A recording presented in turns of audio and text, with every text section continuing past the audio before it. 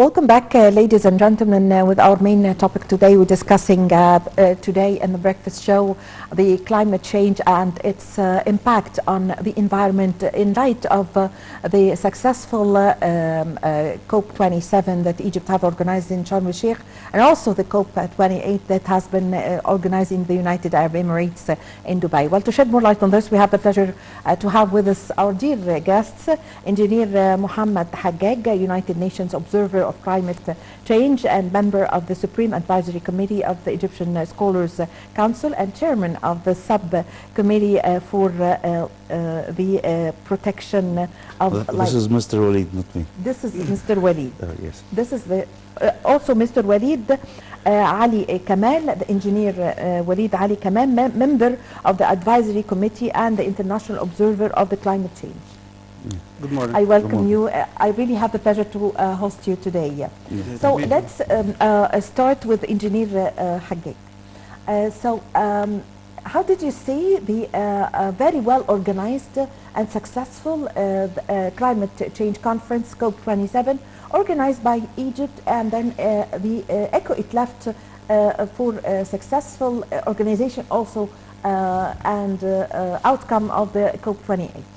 If we are going to talk about the organization, Egypt, this was not our say. This is what the other observers say, that they said that Egypt was more organized and more easy to mobilize between the sectors.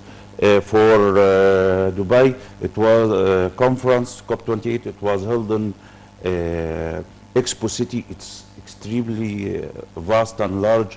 The distance between each place, at least 500 meters. We need at least 10 minutes to go from a place to place. So it was very difficult for us to transport between different places to see all the events. And each event was held in closed buildings, so you even cannot go.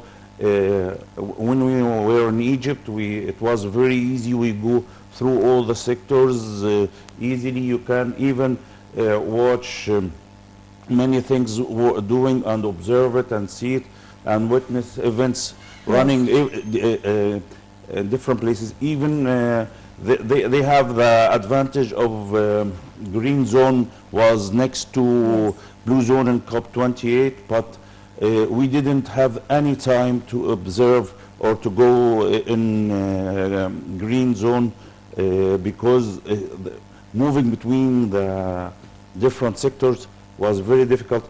In Egypt, even the two places were separated, but we had a time to go from blue zone to green zone and to watch the Yes, yes. So, Engineer Kamal, always there are conferences organized like the COP27, the COP28. So, and there are very well organization and successful. So, what about the importance of a follow-up committee after each conference? How do you see the importance of this? First, very good morning. I would like to take this chance to congratulate our police people whom protect our nations, and beside their soldiers, sacrifices, and they protect beside their brother from armed forces to protect our nation. They also, by the way, they protect the environment. Yes, of course. Do you know about the of course. The police of environment? They protect the rivers, they protect the emissions, and they also, one of the authorities have jurisdiction to support the climate change in Egypt. Also, I would like to thank you for this invitation. It's my pleasure. Regarding to your question, follow-up is very important. Yes. Why? Because we have agenda, and this agenda to be executed. Agenda which where we are from mitigation, where we are from adaptation and finance support, and where we are from the just transition, which is related to workers protection and women protection, because all adaptation we will provide or we agree together in the agenda of negotiation with the parties of conference, this have to be implemented. Without right implementation, from now, for example, the Dubai conference to Azerbaijan conference, if no implementation, that means no progress. Yes. There is a lot of projects. This is more $40 billion was submitted and agreed for climate change to motivate and to develop the target of the UN regarding to the climate change. Yes. If we follow up well, that means that we do progress, that we are on target. Yes. So this is the important of the follow-up. Follow-up, yes. Yes. So we should have this culture of follow-up after every conferences, of course. So Engineer Hajjaj, also concerning the follow-up, the recommendations or the outcome of the COP27, one of the recommendation was the budget that has been put in order to provide support for developing countries to face the climate change. So where did we reach until now in this recommendation? The COP27 was the step for COP28 Yes. to open the loss and damage box. Yes. Yes, because they developed $83 billion to face the crisis, and also the things that we ended in COP27. It was the start in the beginning of the conference, not the end. Yes. So the last minute thing was opened at the first minutes in COP20. So there are many achievements historically has been in COP28. The number of the association and the observers, about 100,000 person in COP28. This was double the people in COP27. And the money and the plans, there is Altera box for climate change investment with starting money of $30 billion, and they are targeting $250 billion. There are many boxes, but the most important issue that they are targeting Africa to go to carbon equality and Yes. Net zero carbon emission. So there are many chances to invest in Africa, and we in Egypt should grab or capture as much as possible Yes. from these opportunities by uniting the civil community with the scientific and college community, with the private sector and industrial, and then with the umbrella of the government. We should go and work together in this country to take as much as possible from the chances to solve the climate change, Yes. and we go for more steps. Yes. So, Engineer Kamal, with Africa, as Engineer Hajjaj have mentioned now, Africa. With Africa, the least responsible for the climate change in the whole world. Yet Africa is suffering also. And also, let me add something. I would like to know from you, Africa has natural resources. Yes, exactly. Why is it facing a problem? Yes, because the natural resources affected by the climate all over the world transfer from area to another, like rains. Yes. So the effect will come from, for example, Europe, China, Yes. to with the rain, with acid rains, storms. This transferred to Africa. Africa have a lot of treasure, like mining, like oil and gas resources, like agriculture resources. For example, they have huge areas which in progress to be planted with seeds, with Yes. corn, with a lot of natural resources. This will be affected by the rains which came from Europe or China to Africa.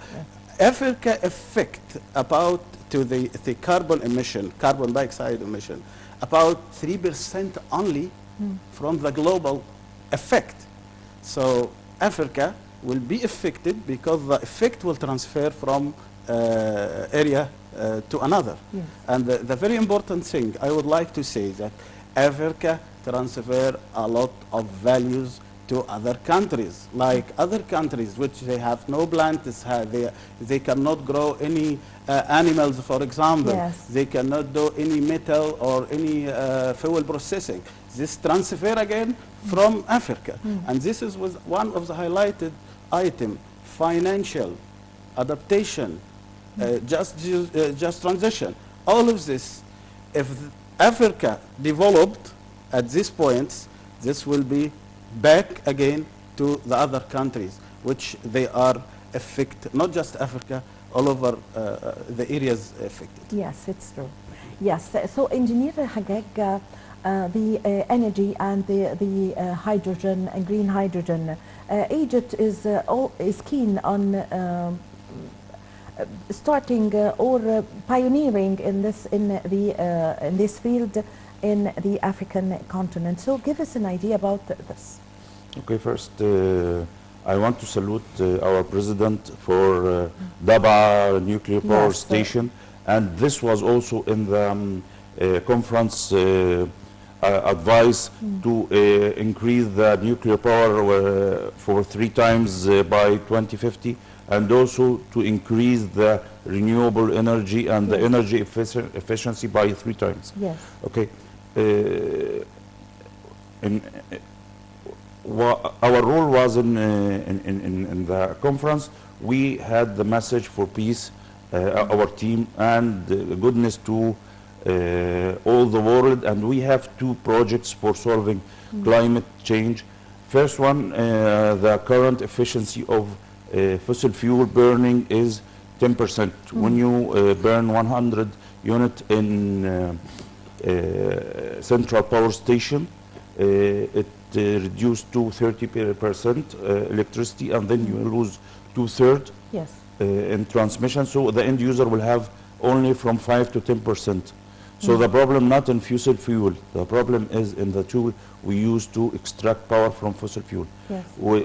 By using the technology called distributed generation with combined heat and power, so we will have efficiency of 90%, and this technology considered green efficiency with clean exhaust. So every building will have its own power generating system. Yes.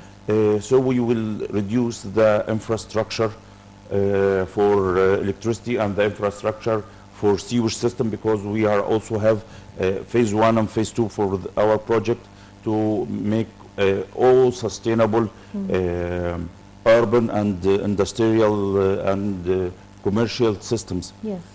So this is our first project, which was done by, or this idea was done by social committee system. And the other idea that we take the layer of the greenhouse effect gases and throw it out to space, because we already have a technology for Yes. generating electrical power station, electrical power in outer space and transform it wirelessly back in Earth 1996, sorry. So combining the science with the or technology transfer, and this is also from the recommendation of the system, we should use the technology transfer from worldwide to work together for one unit to prevent climate change. Yes, yes. So, Engineer Kamal, now if we're speaking a clean industry, so how, in a simplified way, because of course our viewers, Yes. some of them are Sure. not specialists in this field or professional, I mean. Okay. So could you explain to us how can we reach to a clean industry? Yes. And we see the smoke coming out of the factories. So explain to us this idea. Simplified meaning for clean industry that we reduce the emission of carbon monoxide.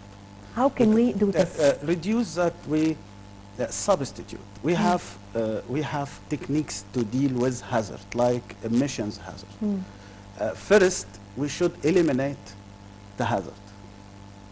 If we cannot eliminate, we go for substitution. So this is called hierarchy of control.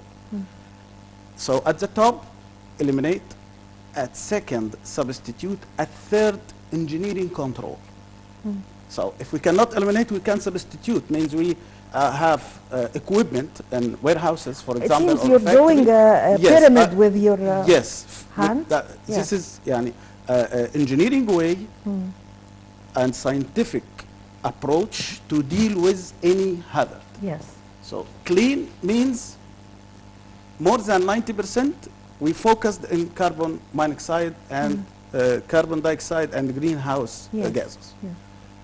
Second, substitution means we substitute. For example, if I have electrical equipment in my factory, like forklift, card, whatever, which working with carbon monoxide, we can transfer to work with electric. Yes. But there is a very important point here, that electric generated from power station, and power station generated by gases. So here we go for carbon footprint calculation. Yes. So please allow me to continue with the engineering controls. Means we added engineering techniques which reduce the emission, which if we have operation like boilers in factories running with mazut or asphaltene material or solar, we go for gases or natural gas. Then we can go for electrical power. Yes. And we try to reduce as possible as using of equipment related to carbon dioxide. Then we go for the fourth of this hierarchy of control. Yes. The fourth measure is the administration process. Yes.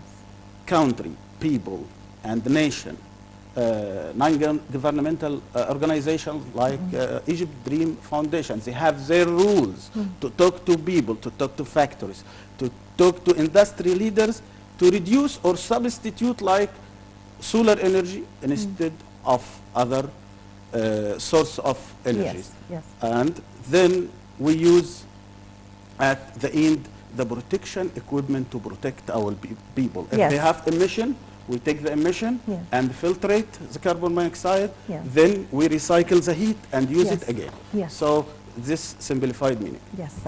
Unfortunately, our time is up.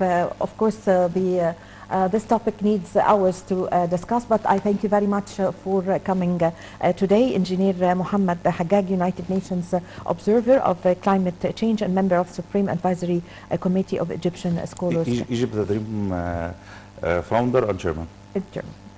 And chairman also. Also, we thank Engineer Walid Ali Kamal, member of the Advisory Committee and International Observer of Climate Change. I really thank you very much for joining us today. I had the pleasure to host you. Thank you so much. And have a good day. Thank you. Good day to you. Thank you so much. Well, with this, my dear viewers, we come to the end of this episode of our program, The Breakfast Show. My name is Amal Mukhtar. Thank you for watching.